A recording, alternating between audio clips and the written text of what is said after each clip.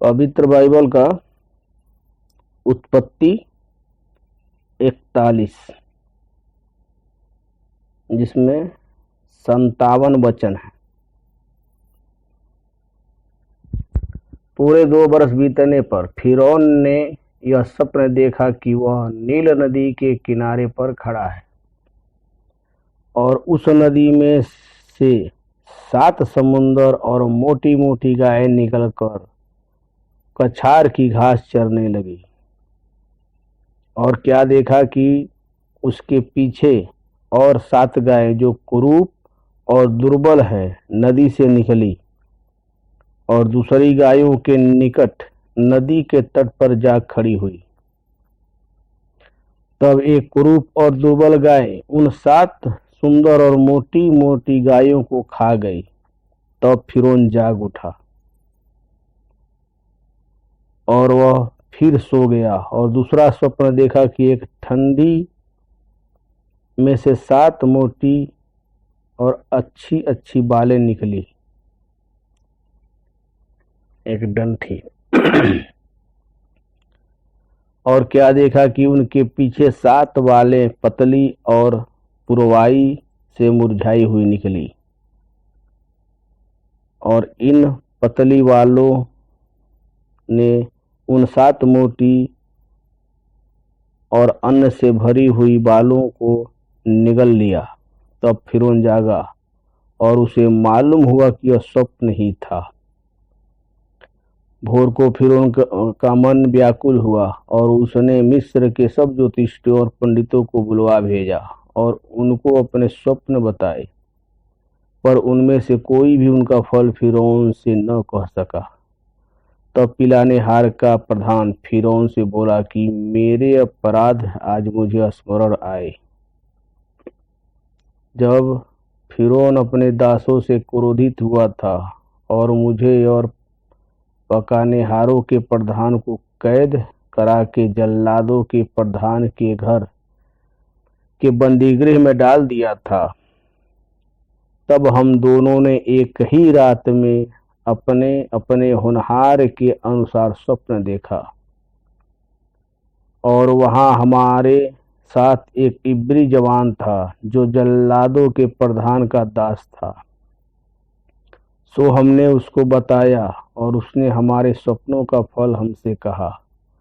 हम में से एक एक के स्वप्न का फल उसने बता दिया और जैसा जैसा फल उसने हमसे कहा वैसा ही हुआ भी, अर्थात मुझको तो मेरा पद मिला, पर वहीं फांसी पर लटकाया गया। तब फिरौन ने यूसुफ को बुलवा भेजा और वह झटपट बंदीगृह से बाहर निकल गया और बाल बनवा कर और वस्त्र बदल कर फिरौन के सामने आया। फिरौन ने यूसुफ से कहा, मैंने एक स्वप्न देखा है और उसके फल का बताने वाला कोई नहीं है, और मैंने तेरे विषय में सुना है कि तू स्वप्न सुनते ही उसका फल बता सकता है। यूसुफ ने फिरौन से कहा, मैं तो कुछ नहीं जानता, परमेश्वर ही फिरौन के लिए सुवचन देगा। फिर फिरौन यूसुफ से कहने लगा, मैंने अपने स्वप्न में देखा कि मैं नील नदी के किनारे पर खड़ा हूँ। फिर क्या देखा कि नदी में से 7 मोटी और सुंदर सुंदर गायें निकलकर कछार की घास चरने लगी। फिर क्या देखा कि उसके पीछे 7 और गायें निकली जो दुबली और बहुत कुरूप और दुर्बल हैं। मैंने तो सारे मिस्र देश में ऐसी कुड़ौल गाय कभी नहीं देखी, और इन दुर्लभ और कुड़ौल गायों ने उन पहली 7 मोटी मोटी गायों को खा लिया। और जब वे उनको खा गई तब यह मालूम नहीं होता था कि वे उनको खा गई हैं, क्योंकि वे पहले की नाई जैसी की तैसी कुड़ौल रही। तब मैं जाग उठा। फिर मैंने दूसरा स्वप्न देखा कि एक डंडी में 7 अच्छी अच्छी और अन्न से भरी हुई बालें निकली। फिर क्या देखता हूँ कि उनके पीछे और 7 बालें छुच्छी छुच्छी और पतली और पुरवाई से मुरझाई हुई निकली, और इन पतली बालों ने उन 7 अच्छी अच्छी बालों को निगल लिया। इसे मैंने ज्योतिषों को बताया, पर इसका समझाने हार कोई नहीं मिला। तब यूसुफ ने फिरौन से कहा, फिरौन का वह स्वप्न एक ही है। परमेश्वर जो काम किया चाहता है उसको उसने फिरौन को जताया है। वे 7 अच्छी अच्छी गाय 7 वर्ष हैं, और वे 7 अच्छी अच्छी बालें भी 7 वर्ष हैं। स्वप्न एक ही है। फिर उनके पीछे जो दुर्लभ और कुंडेल गाय निकली, और जो 7 छुछी और पुरवाई से मुरझाई हुई बालें निकली, वे अकाल के 7 वर्ष होंगे। यह वही बात है जो मैं फिरौन से कह चुका हूँ कि परमेश्वर जो काम किया चाहता है उसे उसने फिरौन को दिखाया है। सुन, सारे मिस्र देश में 7 वर्ष जो बहुतायत की उपज के होंगे, उनके पश्चात 7 वर्ष अकाल के आएंगे, और सारे मिस्र देश के लोग इस सारी उपज को भूल जाएंगे, और अकाल से देश का नाश होगा। और सुकाल बहुतायत की उपज देश में फिर स्मरण न रहेगा, क्योंकि यह काल अत्यंत भयंकर होगा। और फिरौन ने जो यह स्वप्न 2 बार देखा है, इसका भेद यही है कि यह बात परमेश्वर की ओर से नियुक्त हो चुकी है, और परमेश्वर इसे शीघ्र ही पूरा करेगा। इसलिए अब फिरौन किसी समझदार और बुद्धिमान पुरुष को ढूंढ करके उसे मिस्र देश का प्रधानमंत्री ठहराए। फिरौन यह करे कि देश पर अधिकारियों को नियुक्त करे, और जब तक सुकाल के 7 वर्ष रहे तब तक वह मिस्र देश की उपज का पंचमांश लिया करे। और वे इन अच्छे वर्षों में सब प्रकार की भोजन वस्तु इकट्ठा करे, और नगर नगर में भंडारा घर भोजन के लिए फिरौन के वश में करके उसकी रक्षा करे। और वह भोजन वस्तु अकाल के उन 7 वर्षों के लिए जो मिस्र देश में आएंगे, देश के भोजन के निमित्त रखी रहे, जिससे देश उस अकाल के सत्यानाश को न हो जाए, उस अकाल से सत्यानाश न हो जाए। यह फिरौन और उसके सारे कर्मचारियों की अच्छी लगी।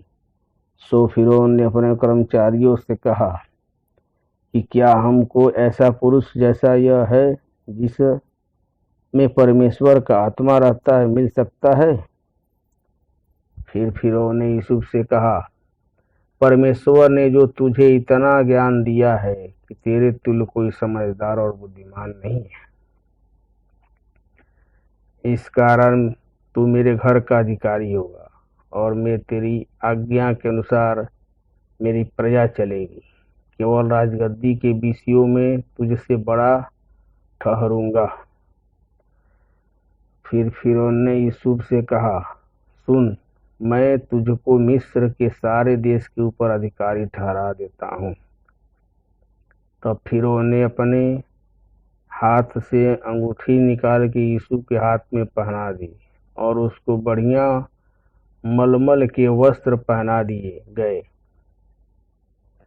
और उसके गले में सोने की जंजीर डाल दी, और उसको अपने दूसरे रथ पर चढ़वाया। और लोग उसके आगे आगे यह प्रचार करते चले गए कि घुटने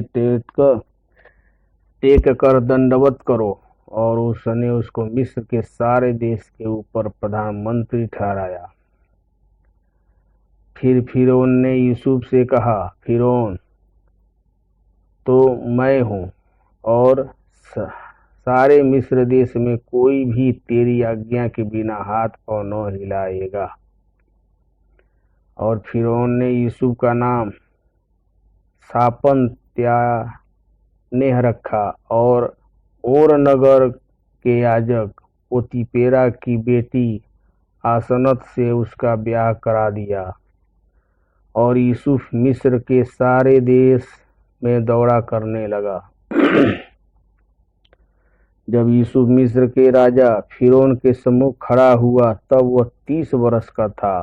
तो वह फिरौन के सम्मुख से निकलकर मिस्र के सारे देश में दौड़ा करने लगा। सुकाल के 7 वर्षों में भूमि बहुत याद से अनुपज जाती रही। और यूसुफ उन 7 वर्षों से सब प्रकार की भोजन वस्तुएं जो मिस्र देश में होती थी जमा करके नगर में रखता गया। और हर एक नगर के चारों ओर के खेतों की भोजन वस्तुओं को वह उसी नगर में इकट्ठा करता गया। सो यूसुफ ने अन्न को समुद्र की बालू के समान अत्यंत बहुतायत से राशि राशि करके रखा, यहाँ तक कि उसने उसका गिनना छोड़ दिया, क्योंकि वे असंख्य हो गई। अकाल के प्रथम वर्ष के आने से पहले यूसुफ के 2 पुत्र ओन और याजक पोतीपेरा की बेटी आसनत से जन्मे। और यूसुफ ने अपने जेठे का नाम यह कह के मनश्शे रखा कि परमेश्वर ने मुझसे सारा क्लेश और मेरे पिता का सारा घराना भुला दिया है। और दूसरे का नाम उसने यह कहकर एप्रैम रखा कि मुझे दुख भोगने के देश में परमेश्वर ने फुलाया फलाया है। और मिस्र देश के सुकाल के वे 7 वर्ष समाप्त हो गए। और यूसुफ के कहने के अनुसार 7 वर्षों के लिए अकाल आरंभ हो गया और सब देशों में अकाल पड़ने लगा, परंतु सारे मिस्र देश में अन्न था।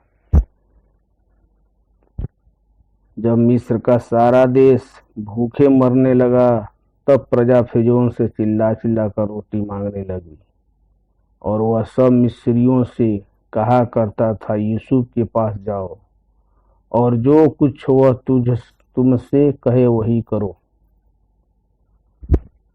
सो जब अकाल सारी पृथ्वी पर फैल गया और मिस्र देश के काल का भयंकर रूप हो गया, तब यूसुफ सब भंडारों को खोल